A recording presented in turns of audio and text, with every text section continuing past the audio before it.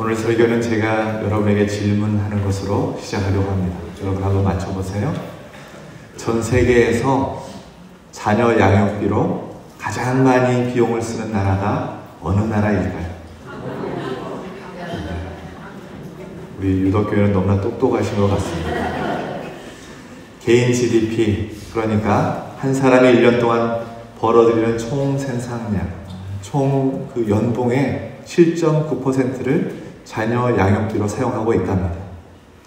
2023년 중국의 유아 인구연구소에서 이렇게 조사를 했는데 우리나라가 1등이고 중국이 2등이라는 거예요.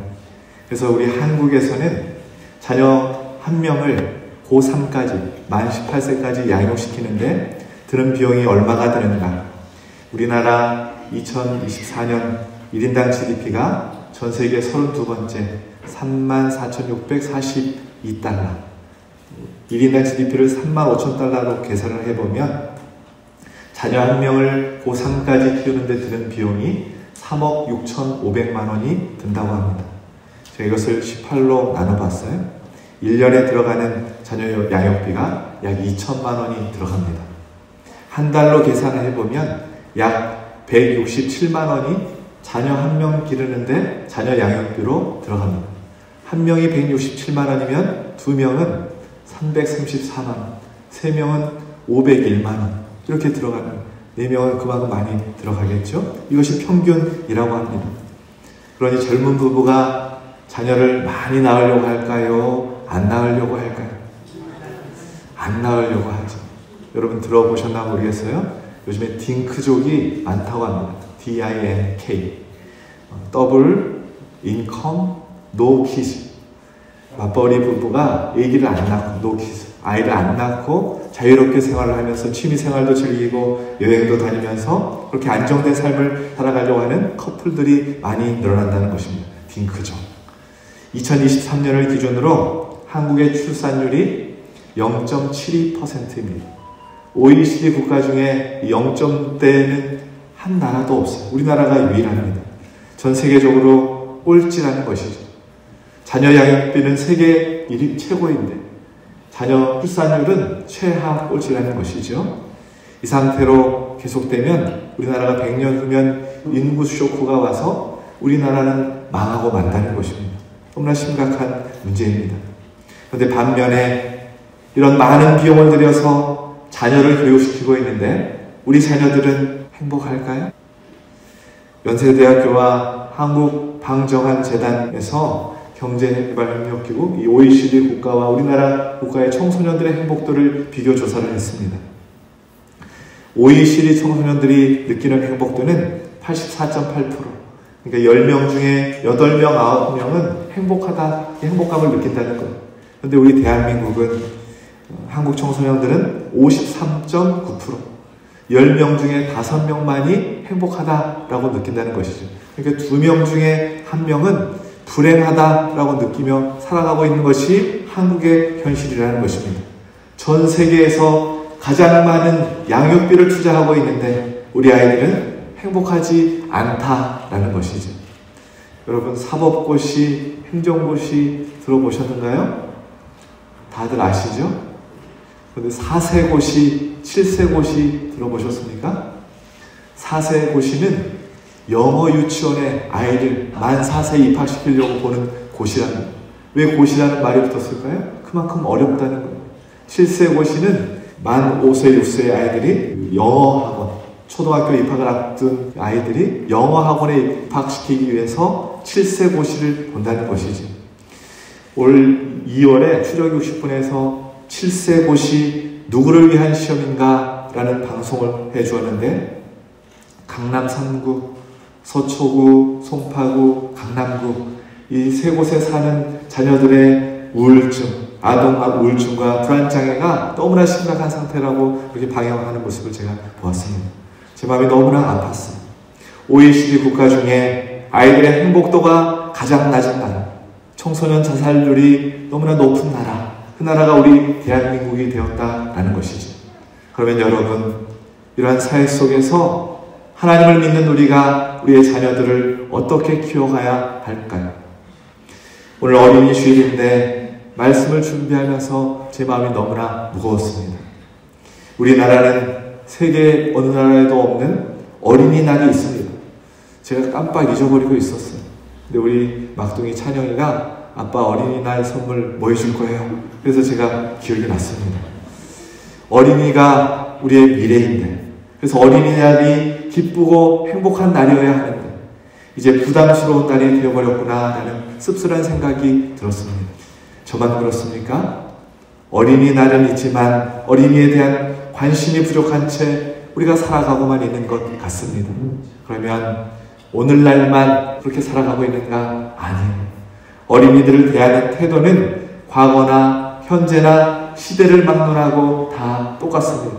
오늘 본문을 보면 예수님께서 어느 마을을 들어가셨는데 마을 사람들이 어린아이들을 예수님께 데리고 왔더니 제자들이 어떻게 반응을 합니까? 13절 말씀 우리 다시 한번 봉독합시다.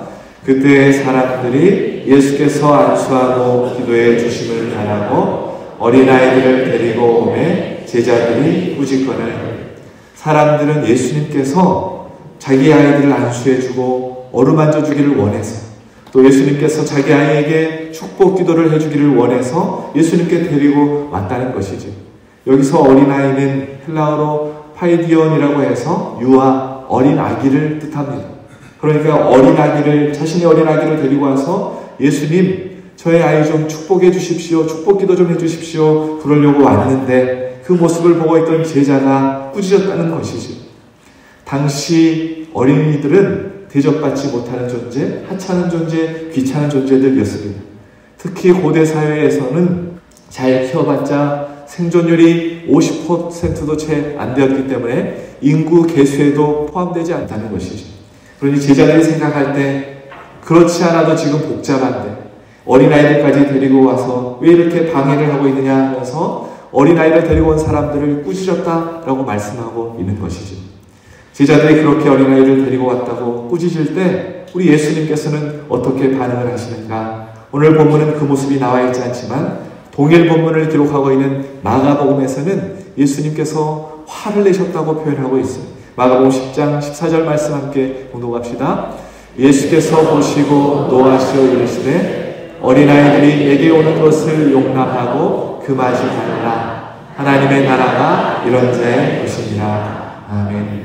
예수님은 제자들이 꾸짖는 그 모습을 보시면서 화를 내면서 아이들이 내게 오는 것을 막지 말라, 금하지 말라라고 했다는 것이지.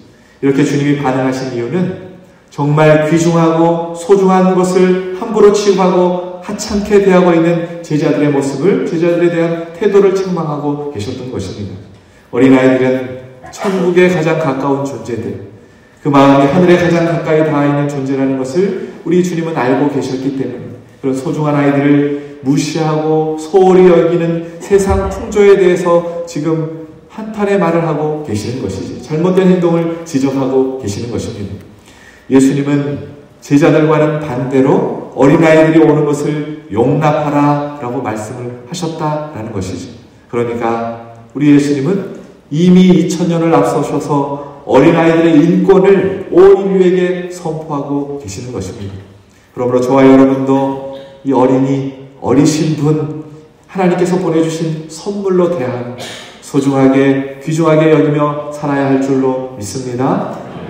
그러면 이 어린아이들을 어떻게 영접하고 소중하게 대할 것인가? 오늘 우리가 이 시대의 상황 가운데 하나님의 백성들로서 하나님의 주신 선물을 어떻게 이 자녀들을 키워가야 할 것인가? 오늘 말씀은 우리에게 그 방법을 가르쳐주고 있습니다. 바울 사도가 부모들에게 명령하고 있습니다. 에베소서 6장 4절 말씀을 우리 함께 봉독합시다. 또 아비들아 너희 자녀를 노엽게 하지 말고 오직 주의 교훈과 훈계로 양육하라. 아멘. 오늘 두 가지를 말씀하는데 첫 번째는 너희 자녀를 노엽게 하지 말라라고 명령하고 있습니다. 노엽게 하지 말라라는 표현은 단순히 자녀들이 화가 나지 않도록 해라 라는 뜻이 아닙니다. 자녀를 존중하며 그들의 마음을 상하게 하거나 그들의 길을 꺾지 않도록 주의하라 라는 말씀입니다. 그래서 이 말씀의 의미를 더 정확하게 표현한 말씀이 있는데 골로새서 3장 1절 말씀 함께 봉독합시다. 아비들아 너희 자녀를 노엽게 하지 말지니 낙심할까 함이라. 아멘. 그러니까 부모들은 자녀들을 올바른 길로 인도하되 그 과정에서 이 자녀들을 격분시키거나 낙심시키지 않도록 주의하라라고 하나님께서 명령하고 계시는 것입니다. 우리 자녀들이 화를 내는 것에 대해서 대부분 아무렇지 않게 반응할 때가 있습니다. 무관심하게 지나가거나 때때로 그것 때문에 도리어 부모들이 화를 내는 경우가 있어요. 어떤 아버지가 4살 된 딸이 혼자 놀다가 아이 짜증나 그러면서 씩씩거리는 것을 보고는 웃으면서 야 우리 딸 너무 귀엽다 그렇게 반응을 했다는 것입니다. 여러분 충분히 그럴 수 있습니다. 귀엽고 예쁜 이 4살 먹은 딸이 그렇게 어른들처럼 심각한 표정을 짓고 심각한 말을 하니까 어울리지 않는 그 모습을 보고는 방글에 웃을 수 있다는 것이죠. 그런데 여러분 이 아이의 심정은 어떠할까요? 여러분 한번 생각해 보세요. 여러분의 아내가 너무 화가 나서 짜증을 내는데 남편이 옆에서 아이 귀여워 그랬다면 어떤 일이 벌어지겠습니까? 부인이 막 화를 내고 있는데 야 귀엽네 내 아내 이러면 어떤 일이 벌어질까요? 상상 못할 일이 벌어지겠죠? 회사 사장님이 사원들을 앞에다 놓고 화를 내고 있는데 여러분이 야 우리 사장님 참 귀여우시네요 그러면 여러분 회사 제대로 다닐 수 있겠습니까? 그런데도 그 아이가 화를 내고 짜증을 낼 때 그걸 보고 주변의 어른들이 자신을 보고 귀엽다고 말한다면 그 아이는 마음속에 깊은 상처를 갖게 되는 것이죠. 아이들이 화를 내면 대부분의 부모들의 반응은 덩달아 윽박지르고 화를 낸다는 것입니다. 자녀들이 화를 내는 것을 견디지 못하는 부모가 많다는 것이죠. 그렇게 화내는 것이 버릇없어 보이고 부모 생각에는 정말 가당치도 않은 일이라고 생각하기 때문이라는 것입니다. 정말 화를 낼 사람이 엄마 아빠인데 지가 뭐가 부족하다고 화를 내는 내가 해준 게 얼만큼 되는데 너가 어떻게 화를 낼 수 있느냐 그렇게 반응한다는 것이죠. 그런데 여러분 몰라서 하는 이야기입니다. 아이들이 부모에 대해서 화를 내는 것은 뭔가 자녀에게도 감정의 상처가 생겼다는 표현인 것입니다. 그걸 부모가 받아주지 않으면 들어주지 않는다면 그러면 마귀가 자녀들의 마음을 사로잡고 마는 것입니다. 부모에게도 표현할 수 없는 속에 있는 이 화를 어떻게 이 자녀들은 처리해야 하는 것입니까? 마귀가 그것을 놓칠 리가 없다는 것이지. 그래서 자녀의 마음을 사로잡고 마귀가 자녀의 마음의 주인 노릇을 한다는 것이지. 부모를 미워하고 부모를 떠나서 살고 싶게 하고 죽고 싶은 마음, 죽이고 싶은 마음을 이 마귀가 갖게 한다라는 것입니다. 그래서 오늘 하나님께서 부모에게 하신 명령이 자녀를 노엽게 하지 말라라고 명령하시는 것입니다. 여러분, 자녀들이 부모에게 화를 낼 때 부모는 어이없어 하지만 다 이유가 있어서 자녀들이 화를 내는 것입니다. 그것은 부모의 죄된 본성을 자녀들이 보았기 때문입니다. 부모 또한 어쩔 수 없이 육신의 연약함을 가지고 있는 존재이기에 가까이서 자녀들이 다 지켜보는 것이죠. 육신의 연약함, 부모의 말과 행동에 모순이 있고 잘못된 행동을 할 때도 있고 부모의 이기심과 허물을 이 자녀들이 옆에서 다 지켜보는 것이지. 자기도 잘못하면서 왜 우리한테 잘하라고 하는가? 그것이 자녀들의 화인 것입니다. 엄마 아빠는 싸우면서 자기들에게는 싸우지 말라라고 말한다는 것입니다. 그래서 화가 난다는 거예요. 엄마 아빠는 유튜브 보면서 스마트폰 하지 말라고 하니까 반발심이 생기는 것입니다. 엄마 아빠는 거짓말을 밥 먹듯이 하면서 거짓말하지 말라고 하니까 이 자녀들이 화가 난다는 것이지. 엄마 아빠는 마음껏 화를 내고 말도 막 하면서 자녀들은 화도 내지 말고 말 조심하라고 하니까 이 자녀들은 화가 난다는 것입니다. 어떤 아이들이 모여서 동네 아이들이 소꿉놀이를 했습니다. 그런데 문제가 생겼어요. 여자아이가 아주 화를 내면서 이렇게 이야기합니다. 싫어. 나는 아예 안 할 거야. 그러면 너희들이 시키는 대로 내가 다 해야 되잖아. 나는 아빠 할 거야, 아빠. 그랬더니 옆에 있던 남자아이가 막 화를 내면서 이야기를 합니다. 아니 그러면 너는 소파에 누워서 가만 누워서 너 이거 해라 저거 해라 시키기만 하려고 그러니? 그렇게 아이들이 서로 엄마 아빠 하려고 화를 냈다는 것이죠. 여러분, 우리 아이들은 부모의 역할에 대해서 어떤 그림을 그리고 있을까요? 도대체 엄마는 어떤 모습이고 우리 자녀들에게 비친 아빠의 모습은 어떤 모습일까요? 여러분, 자녀들이 화를 내는 것은 부모가 정직하지 않기 때문에 그렇습니다. 왜 자녀들에게 그렇게 많은 공부를 시키고 있는 것입니까? 왜 그렇게 좋은 학교 들어가기를 원하십니까? 정말 자녀들을 위해서만 그러는 것입니까? 부모는 자녀의 행복을 위해서 그렇게 한다고 말하지만 그 이면에는 부모 자신의 욕망을 채우려는 계산이 있다라는 것입니다. 어느 부모나 자녀들이 공부를 잘하면 좋아하고 유명한 학교에 다니고 성적이 상위권이면 자랑스러워합니다. 그러나 반대로 공부를 잘하지 못하면 안 좋은 성적을 학교에서 받아오면 화가 납니다. 아이가 어디 가서 뭘 잘못하고 오면 그러면 금방 이렇게 말합니다. 내가 너 때문에 창피해서 못 살겠다. 너 때문에 얼굴을 들고 다닐 수가 없다. 그러면 여러분, 이 말이 이 자녀들에게 얼마나 무서운 말인지 아십니까? 얼마나 깊은 상처를 주는 말인지 아십니까? 어느 교회에 한 청년이 있었어요. 어린 시절 부모님이 고물상도 했고 동네 슈퍼마켓도 하셨는데 늘 부모에게 이 아들은 자랑거리였습니다. 학교에서 시험 점수를 잘 받아오면 엄마 아빠가 너무나 기뻐하시기에 열심히 공부해서 엄마 아빠의 힘이 되어드리고 싶어서 자랑거리로 자라왔습니다. 그리고 원하는 대학교에 입학을 하게 됩니다. 그런데 대학교 발표 며칠 후에 아버지와 함께 낚시터를 갔는데 아버지가 이 아들에게 그렇게 말하는 거예요. 아들아, 아빠는 좀 실망했다. 더 좋은 대학교 갈 수 있었는데 너는 도전을 포기해버렸구나. 그렇게 말씀을 하시더라는 겁니다. 그 소리에 이 청년의 마음 가운데 깊은 상처가 생겼어요. 자기 나름대로 열심히 공부해서 자기가 원하는 대학교에 입학을 하게 되었는데 자기는 너무나 만족한데 아버지의 그 기대가 너무나 힘들었다라는 것이죠. 그래서 아버지가 원하는 대로 대학교를 중퇴를 하고 고시 공부를 하게 됩니다. 아버지로부터 인정받아야지 결심을 하고 20대 그 꿈 하나를 품고는 지내왔는데 생각처럼 고시 합격이 되지 않았어요.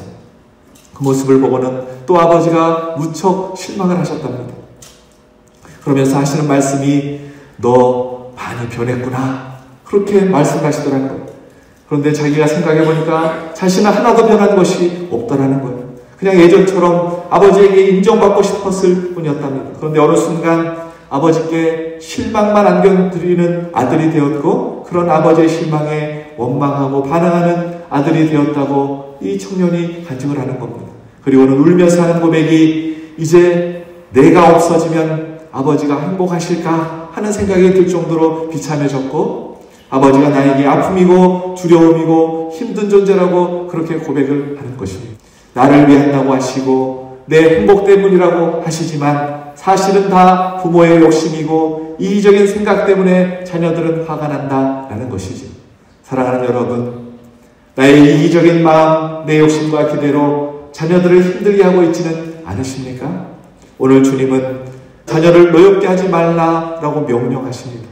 하나님이 주신 축복의 선물, 우리 자녀들을 화나지 않도록 내 욕심을 내려놓고 정직하고 진실한 마음으로 자녀를 분노하지 않고 열받지 않도록 소중히 대하고 사랑하는 믿음의 부모들이 우리 이렇게 모든 성도님들 되시길 예수 그리스도의 이름으로 축원합니다. 두 번째, 어떻게 자녀를 기를 것인가? 주님께서 부모에게 명령하십니다. 에베소서 6장 4절 말씀 다시 한번 봉독합시다.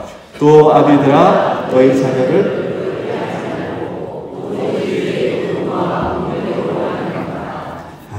오직 주의 교훈과 훈계로 양육하라 라고 명령하십니다.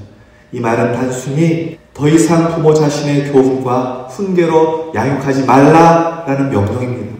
자녀의 양육에 있어서 내 욕심을 내려놓고 온전히 주님께 맡기라 라는 것이죠. 정말 주님을 바라보라 라는 것입니다. 주님께서 우리에게 약속하셨습니다.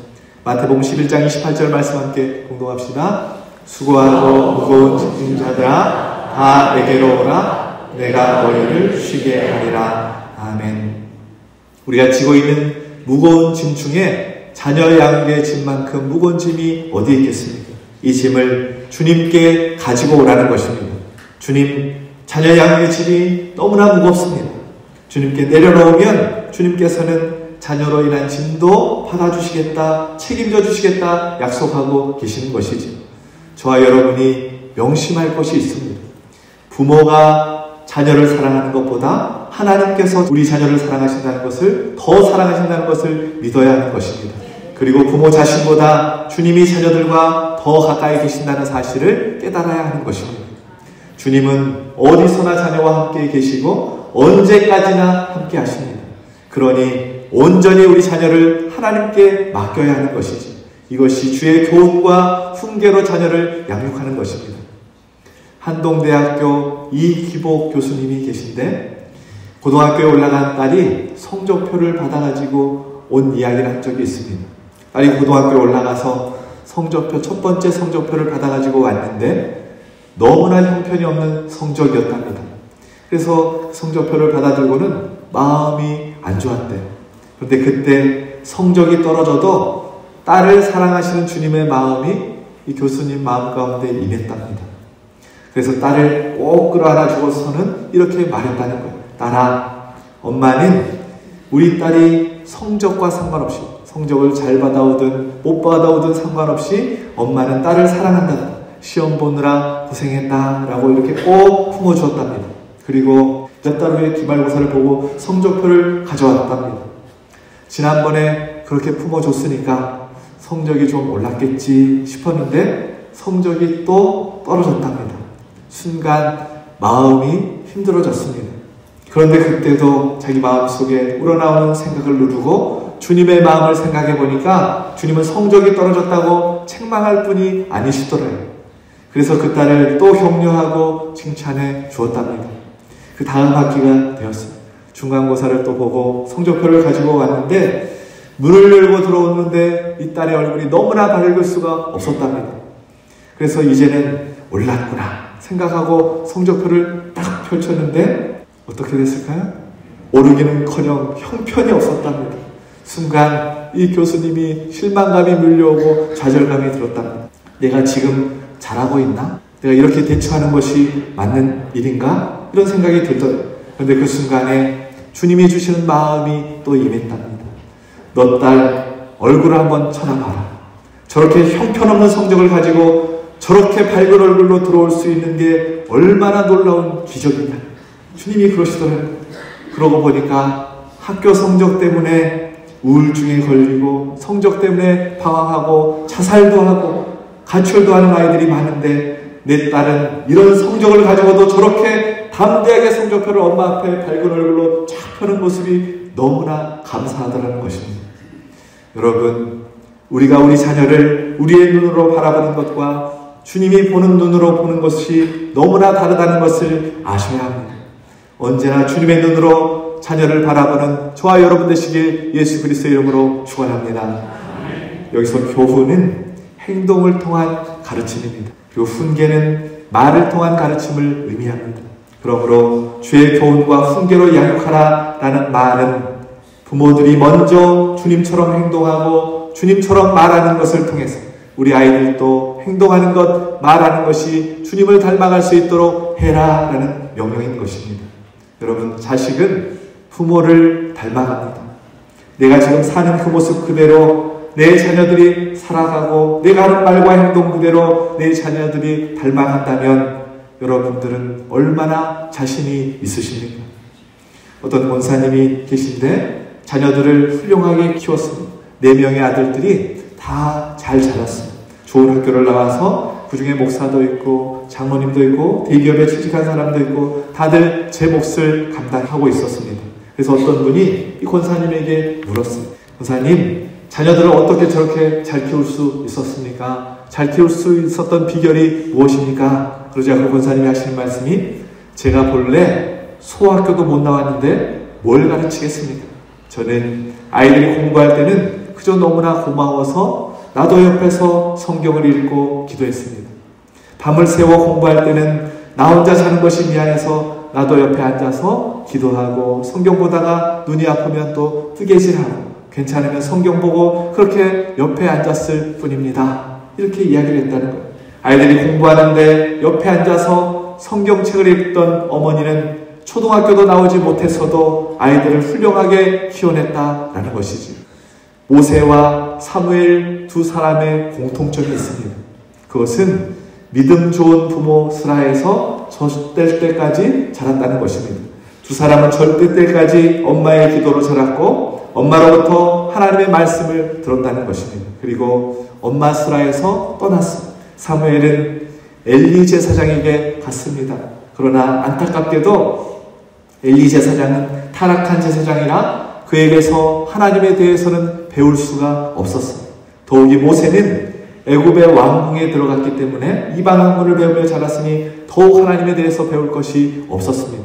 그러나 그들은 젖될 때까지 어머니를 통하여 들었던 하나님에 대한 말씀으로 하나님의 신실한 종이 되었고 위대한 지도자가 되었습니다. 여러분, 우리 자녀들도 언젠가는 험한 세상에 나아가야 하는 것이죠. 무서운 유혹이 있을 것입니다. 말할 수 없는 핍박이나 시련을 겪을 것입니다. 그런 세상에서 우리 자녀가 모세와 사무엘같이 위대한 지도자가 될 수 있으려면 주님과 인격적으로 동행할 수 있도록 믿음의 눈을 이 부모들이 열어주어야 한다는 것입니다. 그래서 오늘 주님이 주의 교훈과 훈계로 양육하라 라고 말씀하고 있는 것입니다. 사랑하는 여러분, 자녀를 잘 기르는 것이 부모에게는 너무나 무거운 짐입니다. 그러나 그것은 우리 힘으로 자녀를 길러야 한다라고 생각하기 때문인 것이지. 이제는 정말 함께 하시는 주님께 맡겨야 합니다. 그것이 우리가 살고 자녀도 사는 길이라고 주님이 가르쳐주고 있는 것입니다. 바라옵기는 자녀는 하나님이 우리에게 주신 축복의 선물임을 기억하시, 분노하지 않도록 소중히 대하며 우리 아이들이 주님을 닮을 수 있도록 주님의 교훈과 훈계로 양육하셔서 부모 세대로서의 사명을 잘 감당하시는 우리 유독교 모든 성도님들 되시길 예수 그리스도의 이름으로 축원합니다.